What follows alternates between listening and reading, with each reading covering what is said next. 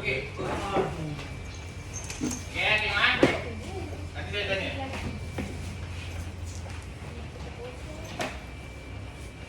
Kehidupan seorang remaja lelaki berubah selepas dia disahkan mengidap penyakit otak jarang jumpa Febrile Infection Related Epilepsy Syndrome 5 years tahun lalu.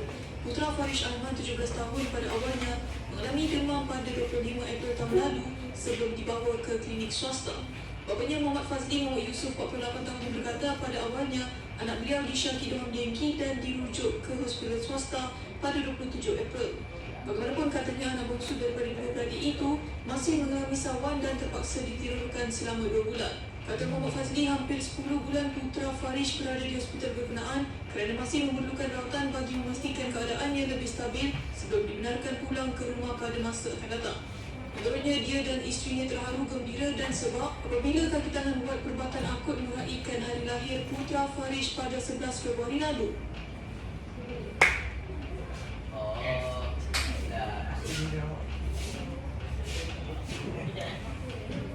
Kehidupan seorang remaja lelaki. Okey, saya tanya. Apa orang mak dalam video? Orang sakit. Dia sakit. Sakit apa? Demam dengki. Okey. Lepas tu? Lepas tu dia kena sakit otak ke? Yang penyakit yang jarang dijumpai. Okey, saya tanya. Macam mana keadaan dia semayang kalau di waktu dia terlantarkan? Mengiring. Mata.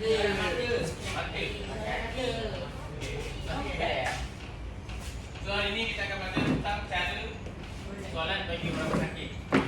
Contoh macam ni. Okey. So awak boleh keluarkan buku teks Pendidikan Islam. Buka tajuk soalan orang sakit.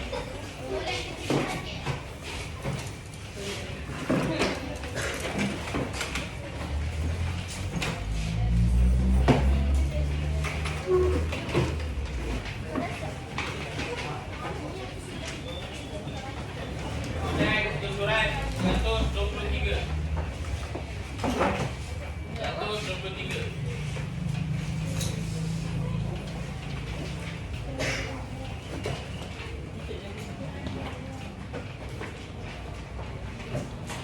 Dah. Okey. Kita tengok bersama. Dah buka. Dah buka. Okey. Tengok cara solat ketika sakit. Yang pertama, solat secara berdiri bagi orang yang tidak mampu rukuk atau sujud. Berdiri merupakan rukun bagi solat fardu. Oleh itu, tidak sah solat secara duduk bagi orang yang mampu berdiri. Kalau solat awak mampu berdiri, tak payah nak kata-kata nak pergi duduk lah, baring lah, tak payah. Solat tu tak sah. Siapa berapa? Tak pernah. Okey, kita tengok nombor 1 tu dia kata apa? Takbiratul ihram, bacaan Al-Fatihah, i'tidal dan salam disempurnakan seperti biasa. Sama-sama dia. Kemudian yang kedua, ni beza dia, rukuk. Disempurnakan seperti biasa jika mampu. Kemudian dia kata jika tidak mampu, dilaksanakan secara menundukkan badan sehingga dua tangan dapat mencapai kedua-dua lutut. Siapa faham ayat tu? Macam mana? Okey, Azim sini. Dia kata apa? Poin tu. Bacakan poin tu. Tak kan? Semua.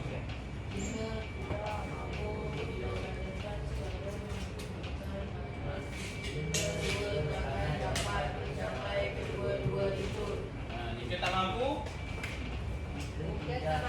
tundukkan badan supaya tangan dapat mencapai lutut. Macam mana? Dapat mencapai lutut macam mana?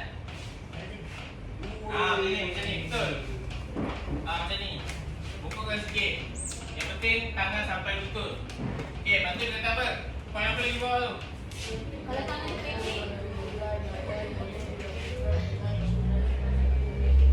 Kalau badan tak boleh, pakai kepala. Itu kita lagi kita tengok. Lepas tu dia kata, jika tidak mampu boleh dilakukan dengan isyarat mata. Ini pun sama, kita tengok sekejap lagi. Dia tidak mampu boleh dilakukan dalam hati. Dan yang ketiga, sujud. Sempurnakan seperti biasa jika mampu, jika tidak mampu, hendaklah dilaksanakan dengan menundukkan dan melebihi tanda rukuk dan menghampirkan dari semampunya ke tempat sujud sama ada secara berdiri ataupun duduk. Okey, dia kata kalau sujud kena lebihkan sikit duduk tu daripada rukuk. Macam mana Azim? Macam mana awak rukuk tadi? Macam tu. Kalau sujud awak kena lebihkan lagi daripada rukuk tu. Macam mana? Macam tu. Kena lebihkan lagi. Okey. Maksud dekat sini kan, contoh. Tak, sini. Okey, katalah awak solat atas kerusi. Okey. Atas kerusi. Solat atas kerusi, solat atas kerusi. Okey. Rukuk, awak boleh rukuk macam biasa, macam tadi. Rukuk ni. Okey, rukuk. Lepas tu kalau nak sujud, macam mana? Duduk. Duduk, tak tahu. Okey, duduk. Duduk, lepas tu macam mana? Duduk badan. Lebihkan badan. Kalau boleh sehabisnya, semampunya. Macam tu. Macam tu maksud dia. Okey. Kemudian dia kata yang keempat, duduk di antara dua sujud dilaksanakan secara berdiri bagi yang berdiri, atau duduk di antara dua sujud yang biasa bagi yang duduk, atau bagi yang duduk, atau duduk mengikut kemampuan seperti bersila. Kalau duduk di antara dua sujud tu, awak nak duduk atas kursi boleh, duduk bersila boleh, berdiri pun boleh. Berdiri ke tak? Berdiri. Yang gerak cuma awak punya ni je. Macam tu je, kalau berdiri. Kalau duduk di antara dua sujud awak macam ni. Maksudnya dia tak boleh duduk kan. Dia punya bawah tu, katalah bawah tu semua dia dah koma bawah. Accident, dia dah tak rasa, dia dah lumpuh bawah. So badan dia boleh gerak. Ini lah maksudnya. Solat waktu orang sakit, ketika berdiri. Okey, kita tengok yang kedua. Solat secara duduk. Kita tengok poin dia. Kalau solat secara duduk, cuba tengok gambar tu. Gambar tu dia kata duduk atas katil. Kan? Kalau duduk atas katil, okey ni. Duduk atas katil. Okey, dia kata kalau rukuk dilaksanakan dengan menundukkan badan sehingga kedudukan dari rentang dengan tempat sujud. Maksudnya, kalau awak duduk atas katil, kaki awak lurus. Kepala, kalau rukuk, kepala kena selaras dengan lutut. Faham tak? Faham tak? Saya kena buat seorang. Tapi kena duduk lah masalahnya. Model best. Dia kata kaki awak lurus. Awak macam ni kan, duduk atas katil tu. Lutut awak dekat jam saya ni. Jadi awak kena tundukkan kepala selaras dengan lutut. Itu rukuk. Okey. Lutut awak jauh ke? Tak jauh kan? Tak suci sampai ni dah. Kalau sujud jangan sampai kaki.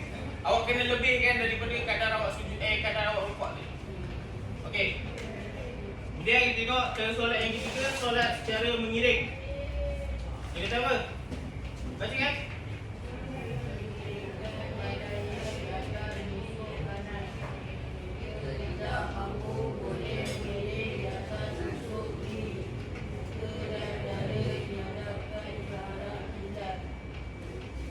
Pesakit mengiringkan badannya di atas rusuk kanan. Rusuk kanan mana? Ada siapa tak ada rusuk? Tak ada rusuk? Jalan long lay je. Rusuk kanan, ni rusuk kanan awak. Jadi awak baring, okey saya angkatlah saya baring kan. Ni katil. Rusuk kanan awak letakkan kat bawah. Belah kiri ni awak angkat. Tu mengiring. Mengiring. Jadi kalau mengiring kena pakai rusuk kanan. Okey. Lepas tu dia kata muka dan dada dihadapkan ke arah kiblat. Kiblat kita mana? Kita kat sana. Sana. Mana? Sana. Sana. Jadi kalau sini katil, ini Kita katil. ni depan rumah. Katil, rusuk kanan, awak baringkan kepala dengan dada kena hadap kiblat sana. Okey. Lepas tu dia kata poin yang kedua, pesakit mengiring ketika bacaan Al-Fatihah, i'tidal, duduk yang selalu sujud dan duduk tasyahud. Dia kata mengiring kalau waktu bacaan Al-Fatihah, i'tidal dan duduk di antara dua sujud. Itu mengiring dengan duduk tasyahud. Tasyahud duduk apa? Antara dua sujud. Duduk tayak air. Duduk tasyahud. Duduk di antara dua sujud apa? Cara bacaan dia. Cara bacaan duduk. Bacaan antara duduk antara dua sujud macam mana? Ya Allah. Rabbi firli Ustaz dia baca solat Muhammad apa?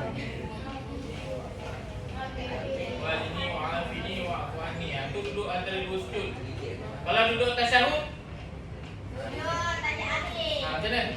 Asyhadu an la ilaha illallah. Oh, saya baca itu kau. Okey. Yang ketiga, rukuk dilaksanakan dengan menundukkan sedikit kepala. Awak baring, mengiring. Kalau rukuk, kepala tunduk sikit.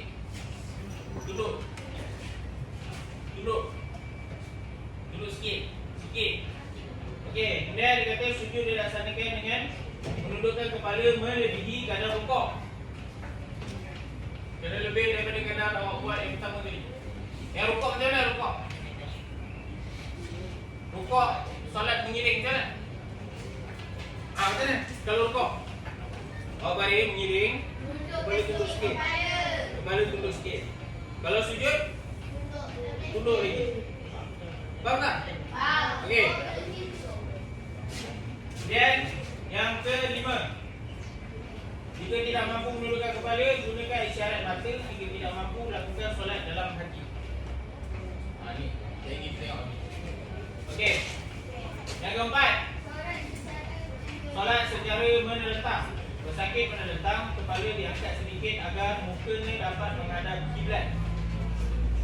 Pesakit, kaki pesakit menunjuk ke arah kiblat. Kalau solat menentang, kaki kena menghadap kiblat. Menentang macam mana menentang? Menentang baring lah kan? Baring ni biasa. Kita awak main telefon yang tu menentang.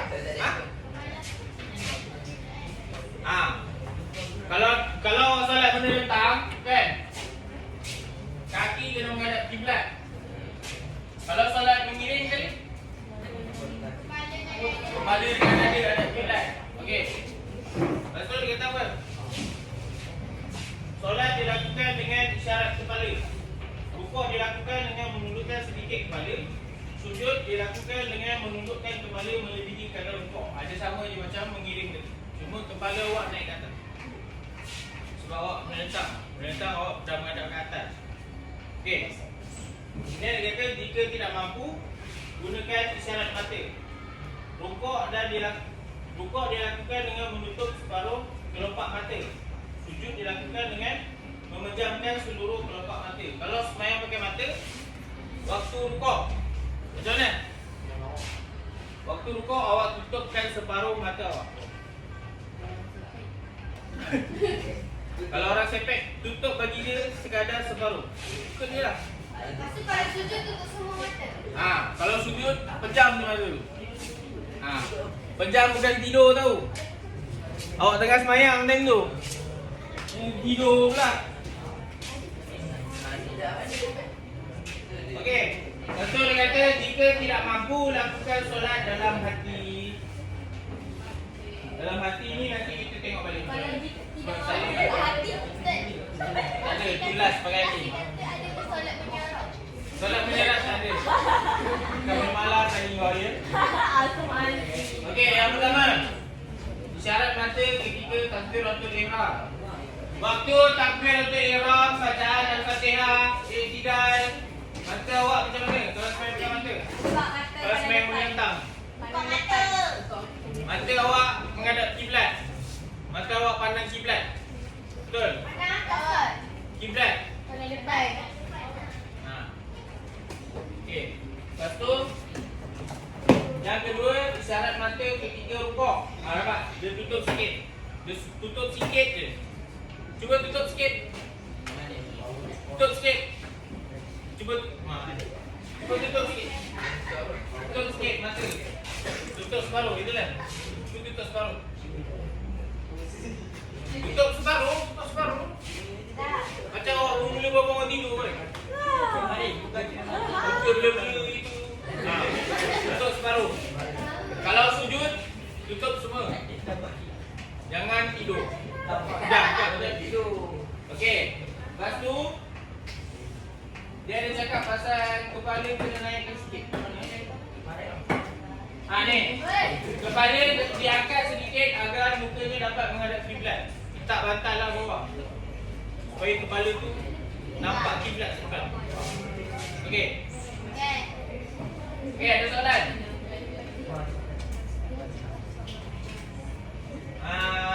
Kalau begitu saya nak awak dalam masa 2 minit pecah pada 8 kumpulan. Go. Satu kumpulan 3 atau 4 orang.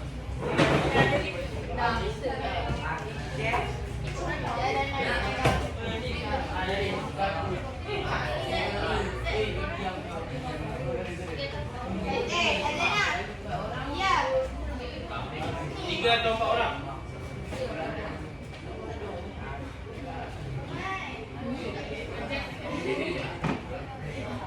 Cepat, dah belum? Okey. Kumpulan yang pertama. Wakil datang ke depan. Ya, wakil dia. Cepat. 3 atau 4 orang. Cepat, wakil datang dulu tadi. Okey. Cepatlah. Ada berapa orang? 3, 4, 5. 5 wakil kan? 5, 6. 6 je. Cepatlah. Aku wakil lagi kan?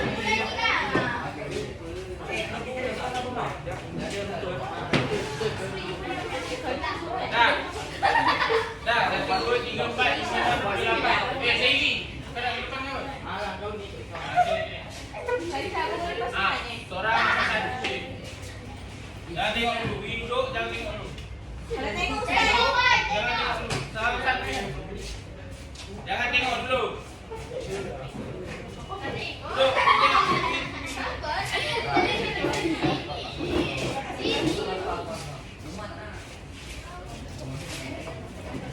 Jangan tengok dulu.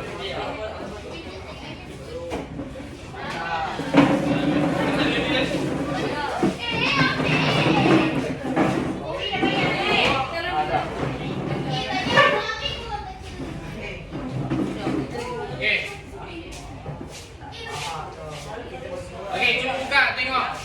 Bagi kawan-kawan awak tengok. Bagi tahu apa di dalam tu. Tak tengok lagi. Okey, buka. Bagi kawan awak tengok. Apa ada di dalam tu? Dah tengok. Okey, ayat. Dah tengok. Kain kuning. Ha? Tak dapat. Tulisan warna hitam. Ada koma. Tak dapat dah. Dapat orang satu bulan dah ni. Tarik. Saya ini mana saya ini? Tak apalah, campur lah. Oh, campur dengan bulan depan. Cepat, bagi kawan awak tengok. Apa yang di dalam tu?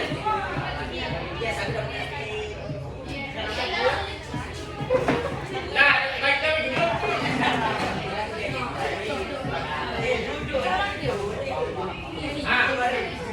Dah tengok.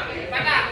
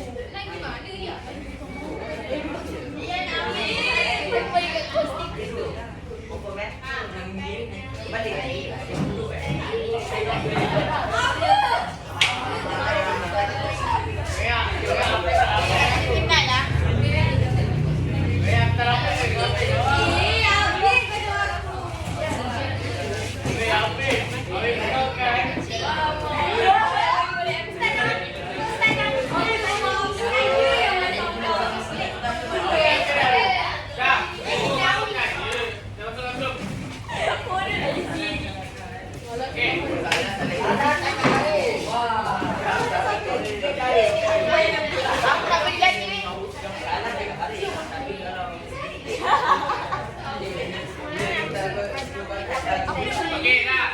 Kita tengok. Kalau mana itu datang depan ambil coklat satu saya bagi. Okey. Sampai punya kumpulan yang situasi dia pesakit lumpuh separuh badan dan tidak bertenaga untuk duduk. Pesakit lumpuh separuh badan dan tidak bertenaga untuk duduk. Namun boleh membersihkan badan. Masukkan dalam. Miring, okey betul. Datang depan ambil coklat satu saya bagi. Saya bagi tahu.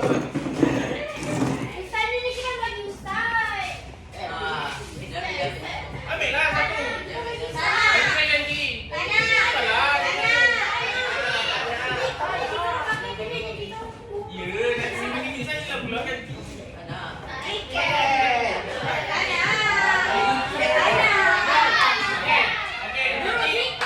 Nanti hari Selasa saya buat benda lain.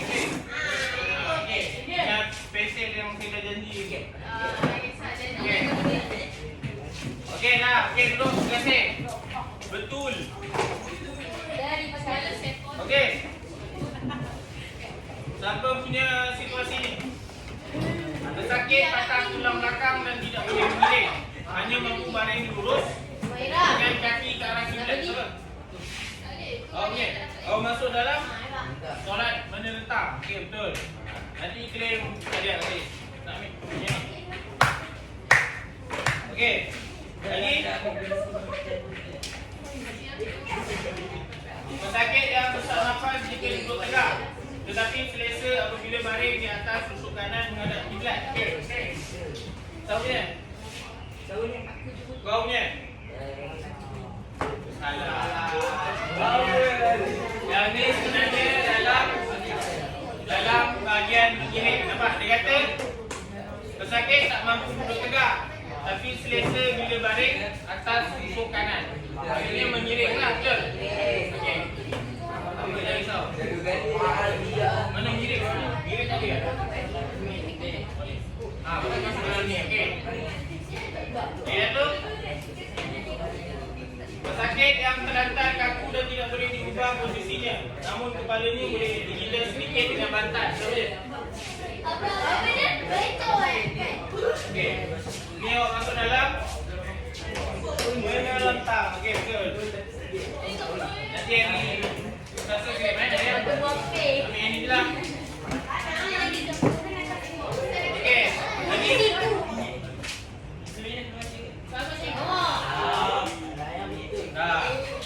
Salah sikit. Okey, pesakit yang melecur seluruh badan. Okey. Dan tidak boleh menggerakkan sebarang anggota badan kecuali terompak mata. Nah. Okey. Masuk dalam isyarat mata. Okey, yang lain dah tu. Ini yang saya punya kesalahan lah. Dia kata apa kata? Cikgu. Okey, dengar situasi ni. Dia kata pesakit dalam keadaan amat lemah dan kaku seluruh badan, serta tidak mampu membuka mata tapi masih sedar. Dengan hati.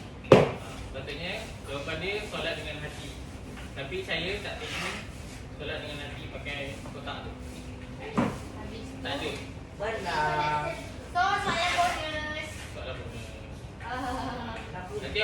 tu ambil dia. Ambil lah ini. Di mana ah?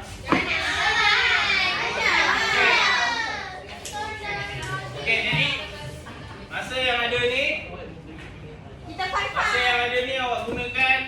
Saya akan bagi awak nota. Okey. Nota dan latihan. Okey.